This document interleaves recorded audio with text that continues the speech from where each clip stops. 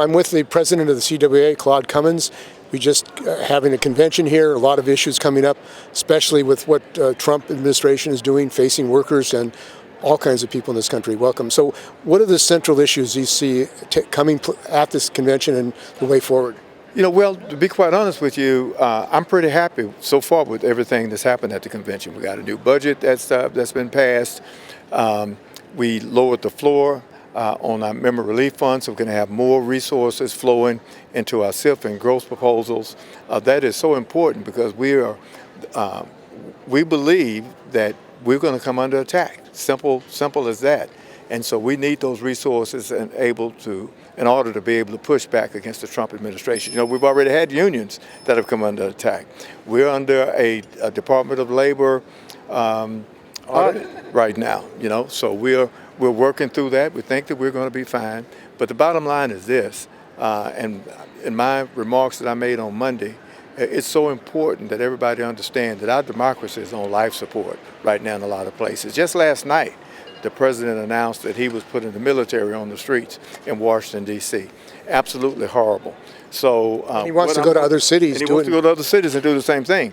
So mostly black cities and brown cities. Mostly black cities. That's exactly right. So what I'm hoping more than anything else is that we all understand that we have got to get back to old-fashioned GOTV in order to take back the House next year, so we can stop some of this craziness that is taking place.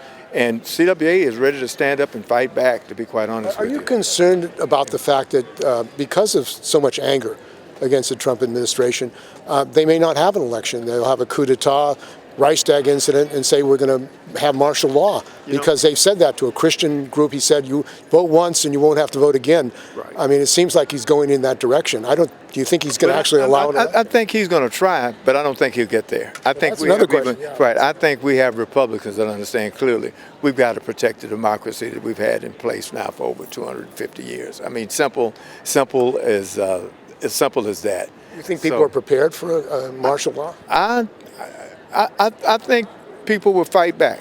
I really do. I agree with you about that. But what I think needs to happen right now is Democrats need to fight back.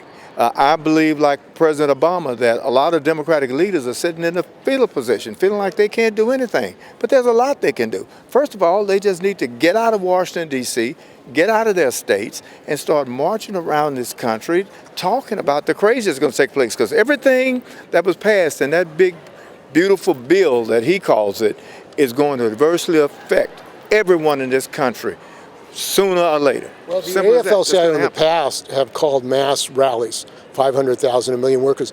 It seems there's no call from the AFL-CIO nationally for a mass mobilization of labor, of all the unions, right. Of people who are unemployed, veterans. I mean, they're destroying the Veterans Administration. This dismemberment of our government really is a real threat. What do you think about the idea of a national march of labor, rally of labor throughout the country? The AFL-CIO is talking about that right now. We're hoping that everyone will understand that Labor Day this year is not your regular Labor Day where everyone has a barbecue and come together and just have a lot of partying and fun. The bottom line is to go into some communities and talk about the fights that we're under right now. The AFL-CIO is planning a mass mobilization. We were hoping that it could take place this Labor Day, but it's just impossible to pull that many people together. Has there been a call? I mean, it seems it has to be organized. It has to be organized first. So once we get it organized, there is going to be a call for mass mobilization and march on Washington, D.C. There was a resolution for single payer passed by the newspaper sector.